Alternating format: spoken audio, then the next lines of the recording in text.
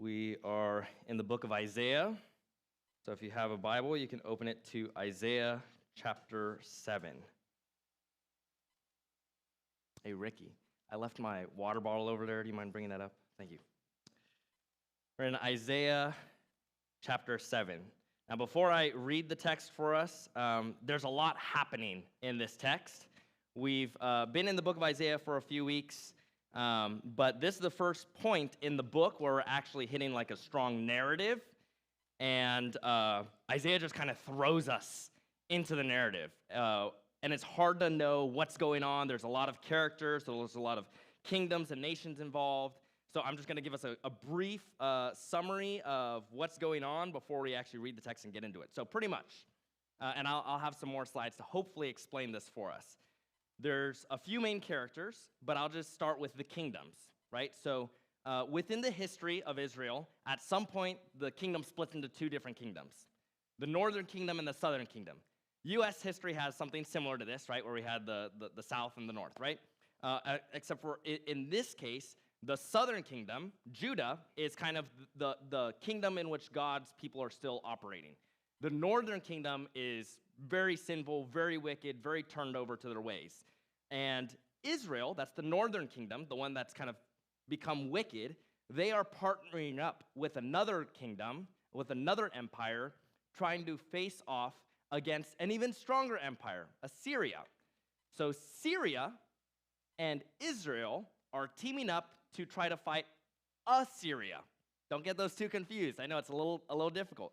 And the two kingdoms, Syria and Israel, they are bullying Judah. They're trying to get Judah to join in their forces against Assyria. And so this is kind of the place we find ourselves in. The kingdom of Judah is kind of struggling and is at this turning point where they're trying to figure out, what do we do next? And that will bring us to our text where we'll see Isaiah kind of comes with these prophetic messages for the king of Judah, trying to direct him on what he should do. And part of the message that Isaiah will bring is 3 children. And these children and the names of the children will act as prophetic signs for the king of Judah. So hopefully that's enough of a big picture context, and be kind of thinking of that context as we read through the passage. You'll kind of be introduced to the names, introduced to the different kingdoms, and we'll see what happens. So, and hopefully through the course of our time here this morning, I'll be able to clarify what is happening and why it's important for Isaiah and why it's important for us. Good? I'll start by reading the text. Isaiah chapter 7, and we're going all the way through chapter 8, verse 10. So it's a long section, so listen closely. In the days of Ahaz, the son of Jotham, son of Uzziah, king of Judah, Rezin, the king of Syria, and Pekah, the son of Remaliah, the king of Israel, those are our main characters, came up to Jerusalem to wage war against it, but could not yet mount an attack against it. When the house of David was told, Syria is in league with Ephraim, the heart of Ahaz and the heart of his people shook as the trees of the forest shake before the wind. And Yahweh, the Lord, said to Isaiah, "Go out to meet Ahaz, you and Shear-Yashub, your son, at the end of the conduit of the upper pool on the highway to the washer's field. And say to Ahaz, be careful, be quiet, do not fear, and do not let your heart be faint because of these 2 smoldering stumps of firebrands, at the fierce anger of Rezin and Syria, and the son of Remaliah. Because Syria with Ephraim and the son of Remaliah has devised evil against you, saying, let us go up against Judah and terrify it, and let us conquer it for ourselves and set up the son of Tabeel as king in the midst of it. And thus says the Lord Yahweh, it shall not stand, and it shall not come to pass. For the head of Syria is Damascus, and the head of Damascus is Rezin. And within 65 years, Ephraim will be shattered from being a people, and the head of Ephraim is Samaria, and the head of Samaria is the son of Remaliah. If you are not firm in faith, you will not be firm at all. Again, Yahweh spoke to Ahaz, ask a sign of Yahweh your God. Let it be deep as Sheol, or high as heaven. But Ahaz said, I will not ask, and I will not put Yahweh to the test. And he said, Hear then, O house of David, is it too little for you to weary men that you weary my God also? Therefore, the Lord himself will give you a sign. Behold, the virgin shall conceive and bear a son, and shall call his name Emmanuel. He shall eat curds and honey when he knows how to refuse the evil and choose the good. For before the boy knows how to refuse the evil and choose the good, the land whose two kings you dread will be deserted. Yahweh will bring upon you and upon your people and upon your father's house such days as has not come since the day that Ephraim departed from Judah, the king of Assyria. In that day, Yahweh will whistle for the fly that is at the end of the streams of Egypt, and for the bee that is in the land of Assyria. And they will all come and settle in the steep ravines, and in the clefts of the rocks, and on all the thorn bushes, and on all the pastures. In that day, the Lord will shave with a razor that is hired beyond the river with the king of Assyria, the head and the hair of the feet, and it will sweep away the beard also. In that day, a man will keep alive a young cow and 2 sheep, and because of the abundance of milk that they give, he will eat curds, for everyone who is left in the land will eat curds and honey. In that day, every place where there used to be 1,000 vines worth 1,000 shekels of silver will become briars and thorns. With bow and arrows, a man will come there, for all the land will be briars and thorns. And as for all the hills that used to be hoed with a hoe, you will not come there for fear of briars and thorns, but they will become a place where cattle are let loose and where sheep tread. Then Yahweh said to me, Take a large tablet and write on it the common characters, belonging to Maher Shalal Hashbaz.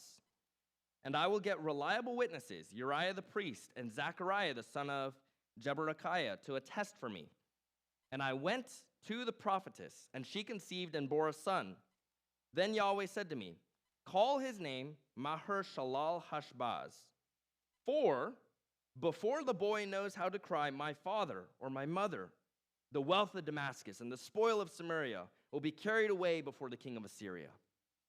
Yahweh spoke to me again, Because this people has refused the waters of Shiloh that flow gently, and rejoice over Rezin and the son of Remaliah. Therefore, behold, the Lord is bringing up against them the waters of the river, mighty and many, the king of Assyria and all his glory, and it will rise over all its channels and go over all its banks, and it will sweep on into Judah. It will overflow and pass on, reaching even to the neck, and its outspread wings will fill the breadth of your land, O Emmanuel. Be broken, you peoples, and be shattered. Give ear, all you far countries. Strap on your armor and be shattered. Strap on your armor and be shattered. Take counsel together, but it will come to nothing. Speak a word, but it will not stand. For God is with us. The word of the Lord. May the Lord bless the reading and preaching of his word by the empowering presence of his Spirit. I'll start by kind of giving us the big idea, the big takeaway of this text for us this morning. When God's people refuse to trust him, the substitutes that they look to instead will become the very instruments of their destruction. But nevertheless, God will still protect his promises. I'll say that once more. When God's people refuse to trust him, the substitutes they look to will become the instruments of their destruction. But God will still protect his promises. I'm reminded of this passage in the Psalms, in Psalm chapter 20, where the psalmist will say, Some trust in chariots and some in horses, but we trust in the name of Yahweh our God. And what we have in this passage in King Ahaz is actually just the opposite. Instead of trusting in Yahweh and trusting the signs that God presents to him, he instead takes things into his own hands and goes his own way and makes his own choices, and those choices end up leading to the devastation and destruction of Judah. I want us to kind of feel what these characters are feeling, because it's very easy to read stories like this and see a character who does not obey God and think to yourself, what is he thinking, right? Like, why can't he just trust in God? And we just assume something that should be very obvious to him that is obvious to us, right? Which is that God is good and God is trustworthy and you should just trust in God. But it feels a little different when you're in the moment. Let me tell you a little bit about Ahaz. Ahaz he's a young guy. He's about 20 years old, or just past 20 years old, when he inherits the kingship from his dad. And I am I just passed the threshold. I'm now into my latter half of my 20s. And I have some wit to me. But I still have a little bit of a child's fear when it comes to certain things.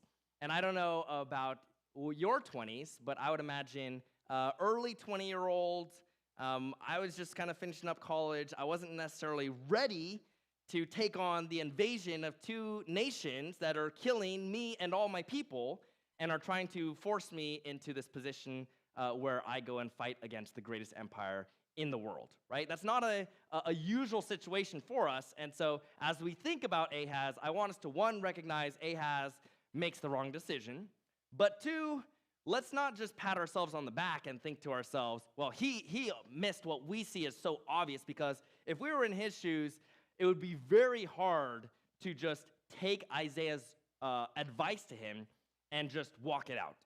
He has given some very tough advice, as we'll see in just a second. So I know I already kind of gave us a little bit of an introduction, but I'm kind of going to introduce us again to all these characters, and I actually have a slide with a map of these four kingdoms. So, but before we get to there, I want to kind of break this text down for us into three sections, right? I mentioned that there are three children that are kind of in this passage, and I kind of want us to follow each movement of the passage, following these three children and what these three children represent as signs to the king. So the first of our children that we'll encounter is the son Shear Yashub, which those of you who are taking the Ruth Bible study with us, we saw in Ruth chapter 1 that word shuv, to return, was an important word. And this name, Shear Yashub, it means a remnant, that's Shear, will return. Yashub, a remnant will return. That's his name. Some of us have really cool names. Some of us have average names. These children have very unique names. Their names are phrases, right? Some of our names just kind of mean like beautiful, warrior. Some mean a remnant will return. And that's the name of this particular child. And so we'll look at this first section following him. So we'll start in verse 1, right? And here's verse 1 and 2 kind of give us the context for this story. And this story is not just found in the book of Isaiah. Thankfully, if you've read other parts of your Bible, you'll actually find these very stories in the book of 2 Kings and in the book of 2 Chronicles. I won't take us through all that. There's more details that we learn about Ahaz through those sections and about these kings through those sections. But I'll give us a brief summary as we kind of go through the passage. So verse 1, in the days of Ahaz, right, the son of Jotham, the son of Uzziah, he's the king of Israel, king of Judah. These two other kings, Rezin, the king of Syria, and Pekah, the son of Remaliah, the king of Israel, came up to wage war against Jerusalem. Jerusalem, if you don't know, is kind of the capital of Judah. And we'll see in verses 8 and 9 that the other capitals will come up. Damascus is the capital of Syria, and Samaria is the capital of Israel. But Jerusalem, that's our favorite place. Jerusalem is the capital of Judah, where King Ahaz is the king of, right? So they come to wage war against it. So I have a slide kind of going through these four kings. So here's our empires. So we can see Judah is on the bottom, and just north of them is these two kind of tribes. And if you kind of go down here, you'll kind of have Egypt, and you'll have Philistia kind of against the coast. You'll have Edom on the what do we call that? The other side, the east side of Judah. And so Judah's kind of surrounded by all these different tribes. But right now, Israel and Syria are the two that are kind of joining forces, that are taking counsel together to kind of wage war against Judah. And they want Judah to join them so that they can go fight Assyria. And Assyria, as you can see on this little map, is a very, very big kingdom at this time. We've had in history, in world history, many different kingdoms that have, at different points in time, been like the world superpower. At this point in time, Assyria is the world superpower. And Syria and Israel get the bright idea of, hey, maybe if we just get a bunch of us little guys together, we can go face this big guy off.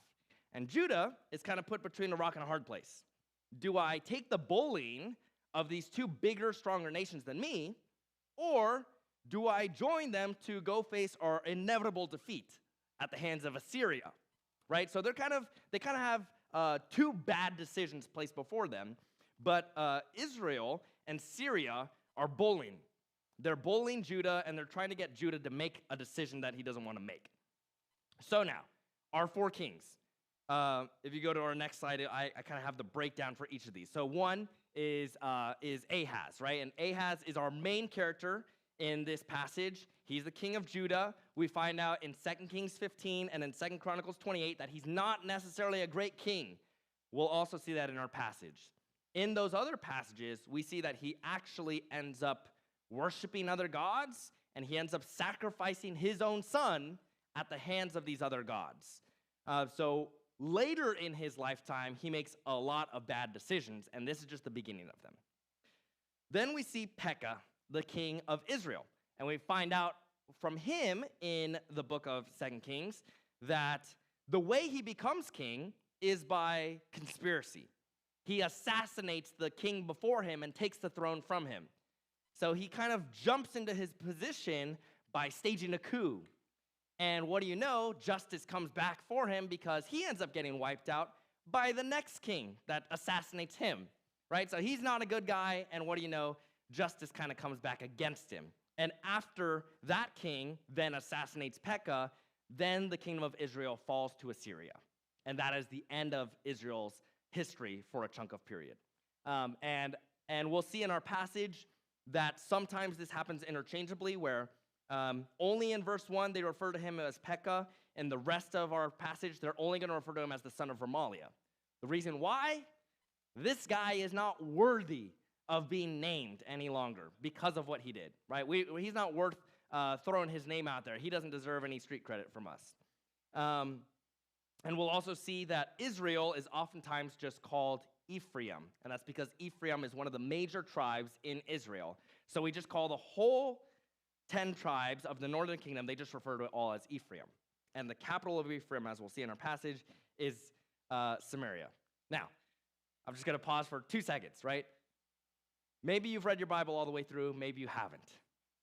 This is a lot, right? There's a lot of moving pieces, there's a lot of characters. And so I'm hoping this will hopefully just pinpoint for us the names and their associations, and then hopefully the passage will clarify out some of these details for us.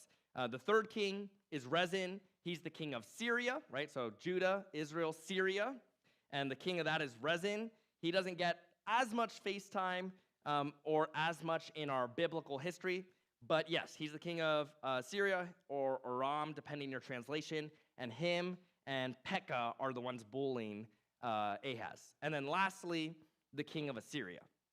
And the king of Assyria in our passage doesn't get named. He's just called the king of Assyria. The only thing you need to know about him right now is that he is a synecdoche. He's the head of Assyria and its empire, right? So the only thing you need to know is that the king of Assyria is the king of Assyria, and Assyria is the empire that everyone's scared of. Okay? All right, we'll keep going. Verse 2, right? So here's more of that context for us. When the house of David, that's Judah, when Judah was told, Syria is in league with Ephraim, right? So these two are colluding together. The heart of Ahaz and the heart of its people shook as the trees of the forest shake before the wind. Now a really cool thing about this text here is that in Hebrew, that phrase, Syria is in league with, that's the word for resting with. They're pretty much in bed with Ephraim. And what you find out in Hebrew is that that word actually sounds the same as the word for shaking. So you find out they are resting with Ephraim, and Ahaz is a word that is rhymes with resting with as the trees of the forest, right? So one group is totally fine, they're resting, they're all calm, they are in bed together. And meanwhile, Judah is totally shaking at the knees. They are not resting. So that's our context for us. So before that, now enters Yahweh, and now enters our prophet, our hero, right? And he enters in, and this is the message he says. This is what Yahweh wants Isaiah to do. Go to Ahaz, you and your son, Shear Yashub, and go talk to him. Verse 4, say to him, be careful, be quiet, don't fear. Don't let your heart be faint, which is a hard instruction, right? You might hear the instruction, don't do anything, just be calm, wait. That's actually really hard when you're in a very difficult position, right? If you're in a very difficult position of someone is bullying you, and I assume any bullying you might have experienced in your lifetime is nothing compared to this level of bullying. But if you are experiencing bullying, it's not exactly a nice thing when the adult comes in the room and says, hey, I know you're being bullied, but just don't do anything, right? Just don't fight back. Don't go try to get a bigger guy to fight for you. Don't try to buddy up with them. Just do nothing. Just trust me. I'll take care of it. That's a hard instruction, right? And he tells him, hey, look, be careful, be quiet, don't fear. Don't be afraid of these guys. Why? Because of these two smoldering stumps of firebrands, right? So Ahaz is experiencing the heat. He's experiencing the heat from these two other kings, and God is going to say, hey, that heat that you're feeling, that's the heat of a tree that has been cut down, and it's just burning up its last little bits, right? That heat you're feeling is not the heat of a whole furnace. It's the heat of something that is dying out, and the last little smolderings are kind of coming out of the chopped down stump, right? These are nothing. You don't have to worry about them because they are nothing. Verse 5, because Syria with Ephraim and the son of Remaliah, they've devised evil against you, saying, we're going to go up and conquer you. Verse 6, we're going to go up and conquer you, and you know what, Ahaz, since you don't want to join forces with us, we're going to boot you out, and we're going to put our own guy who's going to make decisions with us, right? So they're going to try to remove Ahaz out of the situation and replace Ahaz with another king who will work with them, right? We see this happen in all sorts of political situations, right? Someone comes into power, they get some decision-making power, and they get all their buddies to join in with them, and they put their buddies in the positions they want so that all the decisions they want made get made, right? And that's what you have happening here. They're colluding on how they're going to use Judah and their whole empire for their benefit. And that's what they say, right? Notice in verse 6, this is what they are saying. This is what we're going to do. We are going to conquer Judah. And then in verse 7, you have something someone else says, what God is going to respond. They say, we're going to take you over. God says, don't be afraid of them. Why? It won't come to pass. It shall not stand. God will make sure that it will not happen. And here, what God says is what will really actually take place.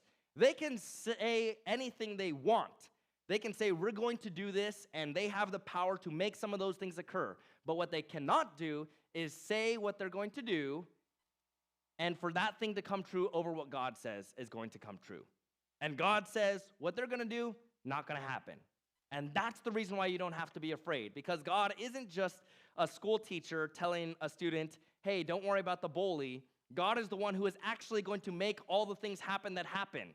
God is the one who's in control, and so he can say, don't worry, because I will ensure that that will not take place. Why? Because the head of Syria, this great empire, is just Damascus. And the head of Damascus is this little guy, right? So you're afraid of this empire, you're afraid of Syria, but when you really look down to it, this guy is the guy that's making all the decisions, and him you don't have to be afraid of. He's a wicked leader. He is a smoldering stump of firebrands. Right? This is in verse 8. And within 65 years, don't even worry. These nations won't even exist. They will drop out of existence in your lifetime. Don't even worry about them. Right? Ephraim will be shattered. Right? Ephraim, you're afraid of Ephraim. You're afraid of Israel. And the head of Israel is Samaria. And the head of Samaria is this little guy. and he's nothing to me. Right? That's what God is saying with these words. Don't worry, it won't happen because this is the guy who's making those decisions, and that guy's nothing. And this is the crucial part of this first message. If you are not firm in faith, you will not be firm at all. Right? He's telling Ahaz what he needs to do. Ahaz, don't do anything. What you have to do, Ahaz, is trust me. Stand in faith that I'm going to accomplish your salvation for you. But if you do not stand in faith, you will not be standing by the end of this. If you do not trust me with this instance, it will be over for you. You must stand in faith if you are going to stand at all. And this is going to tie to even the child that he brings with him. The child, She'ar Yashub, right? A remnant will return. That has a good implication and a bad one. The good one is that, hey, no matter what happens, a remnant of people, of all the peoples that get destroyed, there will be a group that is preserved. There will be a group that is kept. And the bad thing about that is, if you hear a remnant, you already understand the implication that a remnant is a group that is preserved from everyone else who is not preserved. A remnant will return back. God will make sure his promises come to pass. Will you be a part of that remnant? Will you be part of the people that are included and preserved by God, or will you be the rest that are destroyed? And again, right, that idea. Will you be the one who stands in faith and trusts God and be preserved by him, or will you not? And that's kind of the pressure that is being placed on him. So to kind of summarize this section, Judah will survive their enemies. Their enemies will be knocked out by God. God will ensure that their plans will not come to pass. Judah will survive their enemies, but they will survive only if they trust God's plan for them. And will they be willing to trust God's plan for them? And that will bring us to our next section. Our second movement. Emmanuel, the child of God's presence. And any of you who have been in church for any length of time already know what this word Emmanuel means. God is with us. God with us. That's a comforting reminder, and we'll have to tease out what that's going to mean for this passage and this text in front of us today. God speaks to Ahaz, and this is what he says to the king. Ask a sign of Yahweh, your God. Let it be as deep as Sheol or as high as heaven. Ask anything you want of me, right? And what do you ask a sign for?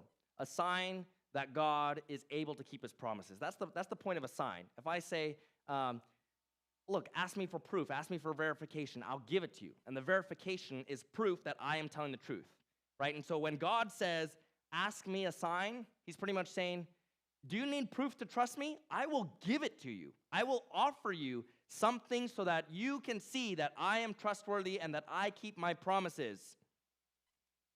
And what does Ahaz do? Verse 12. I will not ask. He sounds so righteous at first, right? I will not put Yahweh to the test. I won't do it. I will not test the Lord. Does Yahweh like that response? Verse 13. And he responds back to Ahaz.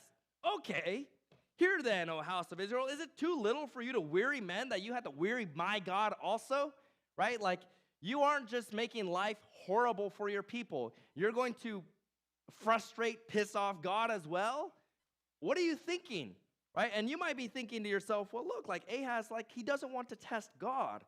He's trying to do a righteous thing. He's not trying to test God, but ironically, by refusing to take God's sign, he tests God's patience. Right? He says, God, I won't test you. Right after God instructed him to ask. And the fact that he refuses is his way of testing God. Right? So it's ironic, right? He says he won't test God, and his refusal to test God is how he tests God. And so, the prophet says, you know what?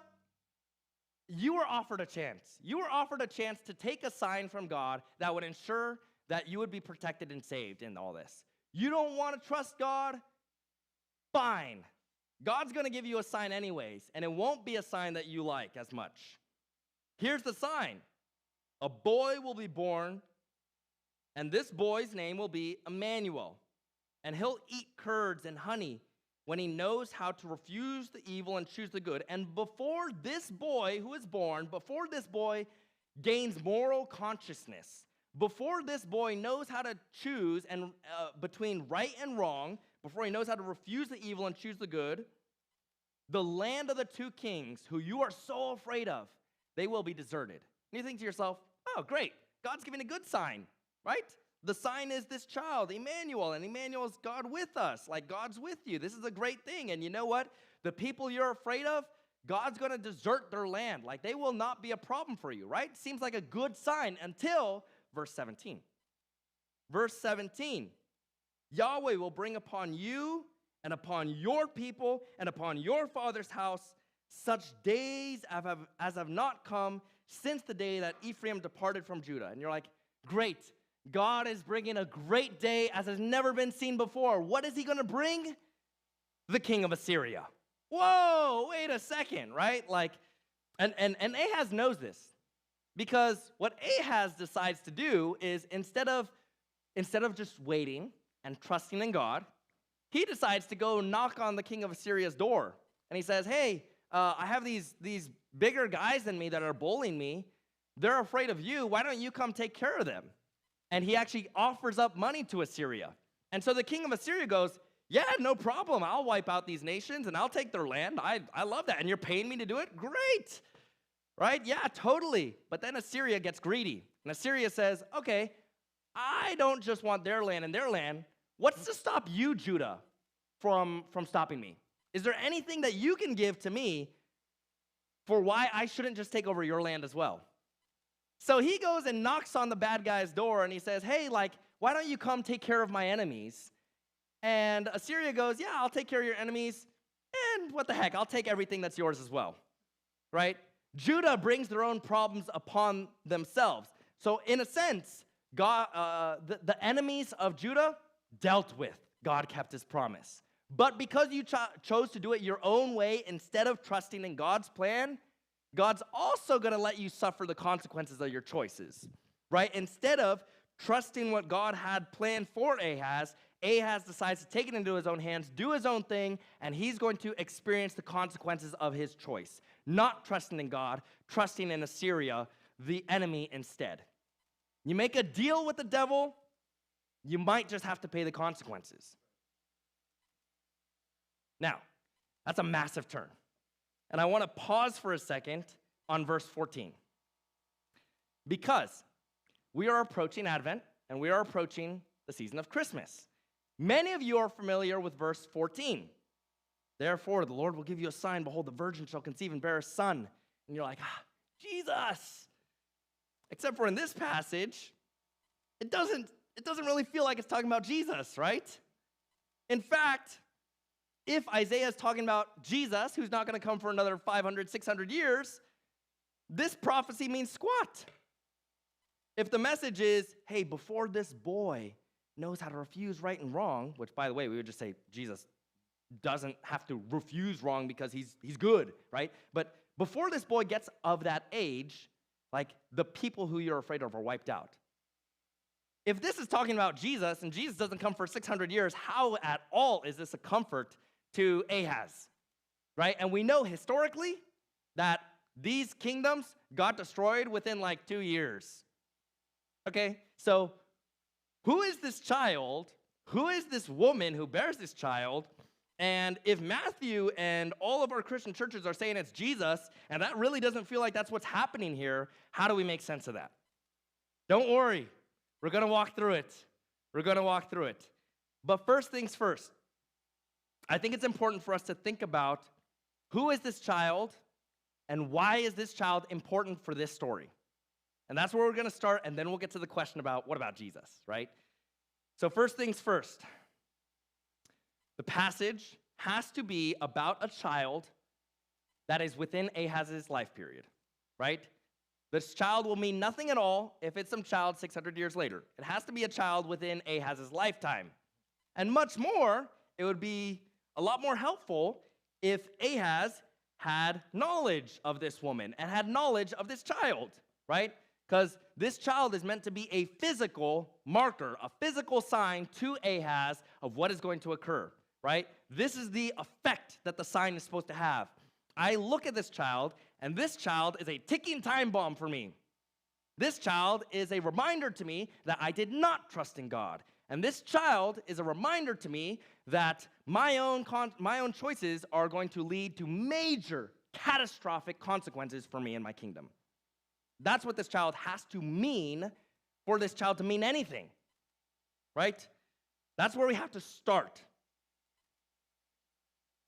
And yes, historically, we know that these kingdoms that he's afraid of were burnt out within the next few years. And let me say, if this Emmanuel is talking about Jesus 600 years later, and yet this kingdom was destroyed within the next 2 years, then that means Isaiah, he misspoke.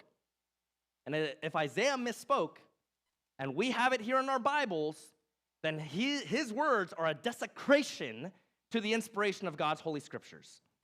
Let's just think about that for a second, right? Like, whoever this child is, it has to be within Ahaz's time period, and it has to be relevant to this situation that he's placed in. Again, we'll get to the question of Jesus. What does the child's name mean? The child's name, Emmanuel, means God is with us. That's a great reminder. And it is it's a comforting reminder. If you are part of us. God is with us is a really great message if you are part of us. But what did Ahaz just do? Right? The people who can say we are God's people, we are the us who God is with, those people are the people who respond to their God in faith and in obedience. And what did Ahaz just do? Did he just, in faith, respond to God in obedience? No. And I'll prove it to you, right? Not just by the implications of this whole section, but look closely at the words. Look at verse 11 for a second. This is what he says to Ahaz. Ask a sign of Yahweh, your God. That word your is a singular your, right? So English, we can use you for singular or plural. Other languages, sometimes they have a different word for singular and plural. In Hebrew, that's the case. And in Hebrew, this you, this your, right here in verse 11, is singular. You, Ahaz, your God, Yahweh. And after Ahaz refuses the sign, what does Isaiah respond with in verse 13? How is it that you have wearied my God? So in verse 11, Yahweh is your God, Ahaz. But after Ahaz refuses to believe and trust and obey God, suddenly, how are you frustrating my God? Because he's no longer your God. He's my God, and that is evidenced by your refusal of him. Ahaz refuses to obey God, and he no longer has the right to say that Yahweh is his own God. Isaiah has removed that from him. Isaiah has said, he's no longer your God. He's just my God, and you've pissed him off. Right? He's no longer your God. So, God is with us. That's a great message if you are part of us. And Ahaz has just displayed that he does not want to be a part of us because he has pushed himself outside of the people of God. He has excluded himself from the people that can say, we are God's people. This message that God is with us is a comfort to the people who trust in God, who obey God, who look to God for refuge and salvation, and Ahaz has just refused to do that. And because Ahaz has refused to do that, he no longer is part of the us that will be protected by God. He is now outside of that. He is now outside of the people that will be saved by Yahweh. So Emmanuel, God with us, it's a reminder to him that he's no longer part of us, that he's no longer part of the group that will be saved, that will be a remnant and preserved by God. He is now outside of that group because of his own choice and because of his own refusal to obey and trust in Yahweh. Do you see that? This is how Emmanuel is a sign for God's people and against Ahaz. And the next set of verses just go on to explain the detriment that is going to occur upon the land. Yahweh will bring a fly from Egypt and a bee from Assyria, right? And you kind of I showed you that picture earlier. Judah in the middle, Egypt down here, Assyria up there. Both of them are just going to come swarming into the land.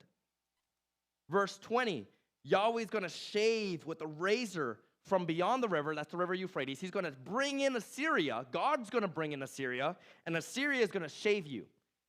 And being shaved, completely bald, completely, beard gone, all of your hair is being shaved off. That's an act of humiliation.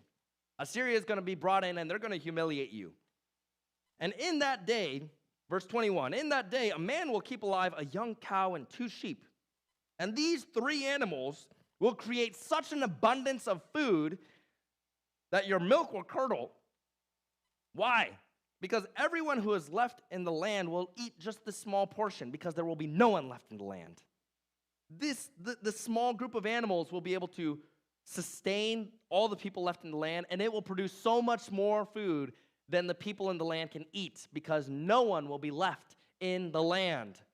Verse 23, in that day, every place where there used to be thousands of vines, that's a flashback to chapter 5, the song of the vineyard, right?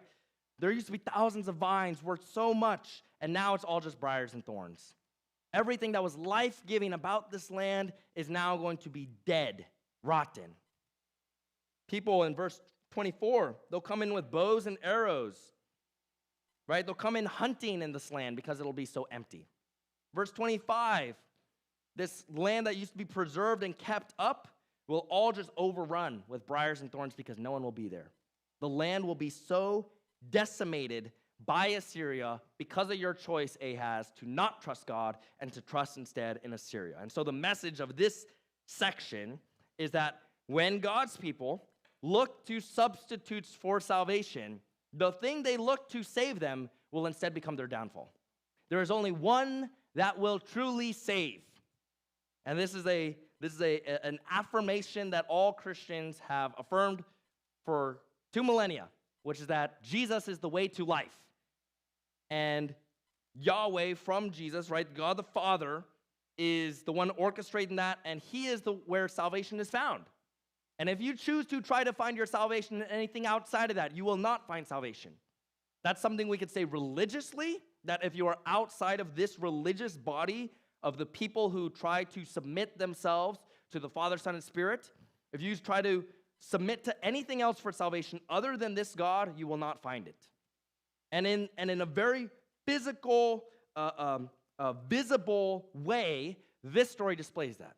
This story displays God is speaking to you. God is telling you where salvation is found. And if you try to find salvation in something outside of that, in this case, another empire, another political force, if you try to find salvation in that instead of in God, what will you find?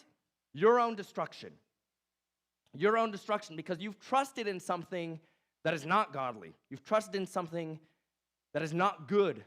You've trusted in someone that does not care about you. Right? The king of Assyria, yeah, he'll do what you want as long as you pay him. But then when he realizes he can take advantage of you as well, he'll take advantage of you because he doesn't care about you. God cares about his people. God cares about Ahaz and the line of kings of Judah. Why does he care? Because he made a promise to David. He made a promise to David that you, David, and all of your line will be preserved by me, and eventually would come Emmanuel, Jesus. I realized I didn't explain that. Let me explain the Jesus Emmanuel thing. Jesus will be the one who through that God is trying to preserve this line to bring about, because Jesus is the way, the truth, and the life. And none will come to him without Jesus. Saving and preserving this family, protecting the promise that God has made to Abraham, Isaac, and Jacob, the promise that he made to David is essential to God. God is a promise keeper, and it is important to God that he preserve his people, protect them because he loves them and because his words matter. And when he says something to his people, he keeps it. I want to get to the next section, but like I said, I realized I skipped over how Jesus is Emmanuel. Okay, I'll spend a minute on this, and then we'll move on. Okay, so in verse 14, can you go back to that slide for us? In verse 14, it says, "Therefore, the Lord will give you a sign, and that sign will be, behold, a virgin shall conceive and bear a son, Now, prophecies operate on multiple levels. And what the New Testament authors do with prophecies is I would say, is faithful to the text as well as creative with the text. And we'll see that in just a second. This word for virgin in Hebrew is not the typical word you would use for virgin. There's another better word to use for virgin, and the word he uses here is the word alma. And alma can mean virgin, but it primarily means a young woman, a young maiden, right? This young woman will bear a son. Now, why does it say virgin in our Bibles then if it primarily means young woman? In Hebrew, it has the meaning of young woman, and young women were typically virgins, okay? And so it does have the meaning of virgin. And so when the Greek translators translated Isaiah from Hebrew into Greek, they translated that word as the Greek word for virgin. And Matthew, fully cognizant of this thing, decides to use the words of the Greek translation as inspired and use it for his own purposes. Because for Matthew's case, it is true that Mary was a virgin, and that was the significant part, was that she's a virgin, and yet she has a child. That's not the significant sign, miraculous thing about this text. The miraculous thing is not a virgin will miraculously conceive. The sign has nothing to do with miracle. The sign has to do with the young woman, presumably one Ahaz has to know. The young woman will bear a child named Emmanuel, and that child will be a sign unto you. That's what it means to Ahaz. For Matthew will use those words because those words fit his situation, and he'll say, the virgin, because that is an honorable translation of that word. The virgin will conceive and bear one who is God with us. And he's making a statement about Jesus' identity in the first chapter of your New Testament. And the statement he's making is that this child, Jesus, whose name means salvation, Jesus is God, and he's God with us presently, right? So this text aligns with Matthew's purposes. It aligns with Matthew's purposes because it was a virgin, the Virgin Mary. It aligns with Matthew's purposes because Jesus is God incarnate with his people. It has a different meaning than how Isaiah is using it, but it has a justifiable and true meaning that Matthew uses for his own purposes, right? So this text in this situation is about Ahaz. For Matthew uses the scriptures in a way that fit the situation that he's trying to explain, and he used it to explain what is happening, and that what is happening with the Virgin Mary giving birth to Jesus is totally within God's plan. That make sense? I'm sure there's more questions. If you want to talk about that more, snag me later and we'll talk about it more. Let's move to chapter 8, our final section. And this section will be a lot briefer than the last one. This third section is about the third child, Maher-shalal-hash-baz, the child of swift judgment, as I'll name him. In the first few verses, right? Isaiah, I'm going to give you a word, and you're going to write on it belonging to Maher-shalal-hash-baz, which I'll explain in just a second. And you'll get these reliable witnesses which will testify to this.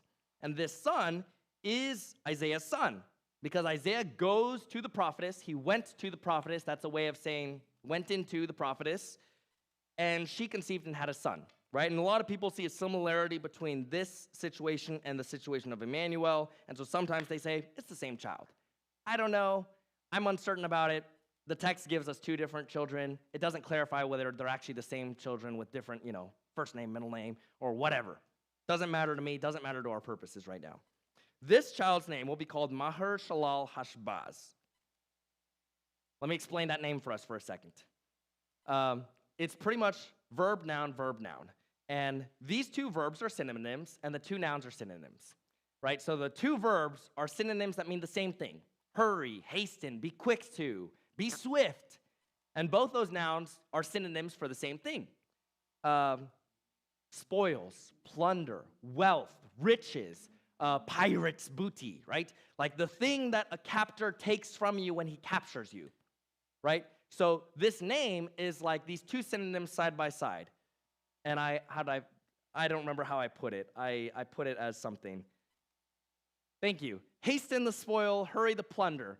However you want to translate it, doesn't really matter. You can interchange those words because they pretty much mean the same thing, right? But it's two statements that pretty much mean the same exact thing, and it's the thing a captor would say when he's rushing into your city and taking all the riches from you. You can imagine the leader. They're holding the women and children back over here, and they're rushing into the king's treasury over here, and he says, hurry up, bring out all the treasures, bring out all the riches and all the plunder, quickly now. That's what this name means. Hurry, hasten, take it all. And it's a reminder to Ahaz, to the people of Judah, that their enemies, Syria and Israel, they will be quickly captured over by Assyria. They will just be absolutely decimated, right? That's what we have in verse 4, right? Call his name this. Why? Because before the boy knows how to cry, my father, my mother, my son Theo is almost a year and a half. He still doesn't talk. So I don't know how, children talk at different times. A year or 2 years old, whatever. Within a very short period of time, before the boy knows how to do this, all of the wealth of Damascus, that's Syria, and the spoils of Samaria, that's Israel, will be carried away before the king of Assyria. Assyria will come in and plunder both the kingdoms you are afraid of. This sign is a reminder to Ahaz that God will enact swift judgment against his enemies. Yahweh spoke to me again, and this is the last section for us. Because this people has refused the waters of Shiloh that flow gently. Now, Shiloh is a small, calm spring that comes out of Jerusalem, out of Judah. Because these peoples have refused the waters that come gently out of this spring in Jerusalem, and they instead rejoice in their evil kings, Rezin and the son of Remaliah. Therefore, behold, they refuse the soft, calm, life-giving waters of Jerusalem. Here's what they'll get instead. Behold, the Lord is bringing against them the waters of the river. And the river was a way of referring to the river Euphrates on which Assyria dwells, right? So they don't want the soft, nice, life-giving waters of Jerusalem. They want to treat you harshly. God's going to give them water anyways, but instead of the life-giving stream, they are going to get wiped out by the river, by Assyria. Mighty and many, the king of Assyria in all its glory, it will rise over all its channels and go over all its banks. What an awesome image. And it will sweep on into Judah. Right? That's what the passage has been talking about, right? That Assyria is going to come and it's going to wipe out these other groups, and then it's going to go into Judah as well. And it will overflow and pass on, reaching even to the neck. And its outspread wings will fill the breadth of your land, O Emmanuel. Now he's talking to Judah again, right? It's not just going to go and take out your enemies, it's going to come up to you as well, up to your neck. But now a final message to these kingdoms, right? Because this whole third section about Maher Shalal Hashbaz, it's a reminder that the enemies of Judah will be wiped out, will be decimated. And here's the final thing he has to say. O Syria, O Israel, and additionally, we can throw Assyria in there. Be broken, you peoples. Be shattered. Give ear, all you far-off countries. You may strap on your armor, but you will be shattered. You can strap on all the armor you want, you will be shattered. You can take counsel together, but it will come to nothing. You can speak a word, but it will not stand. Why?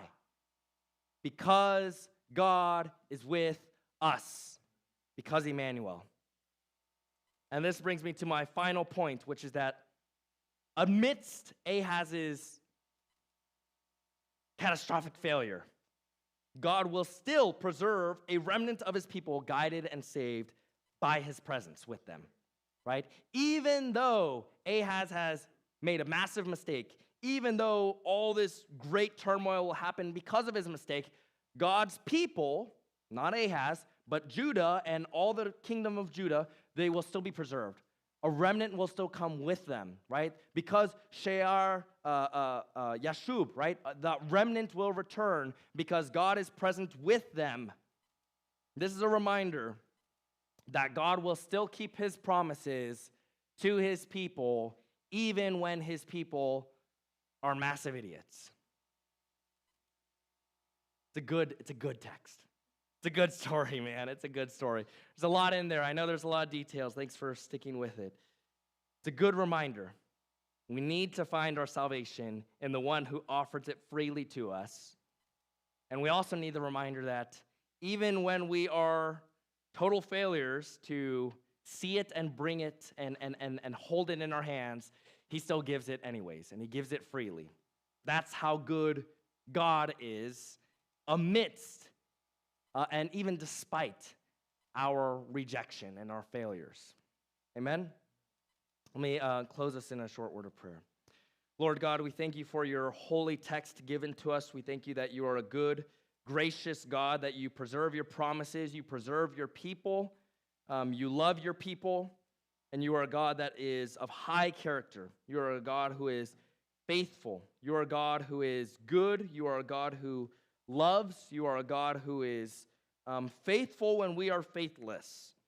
And we thank you, Lord, for your goodness. We thank you that your goodness overwhelms us, that your goodness covers our badness. Thank you, God, for being who you are despite who we are, for being faithful and gracious to us. Help us to see your mercy. Help us to accept your mercy. Help us to walk faithfully with you and not reject you. In the precious name of your Son, Jesus Christ, we pray. Amen.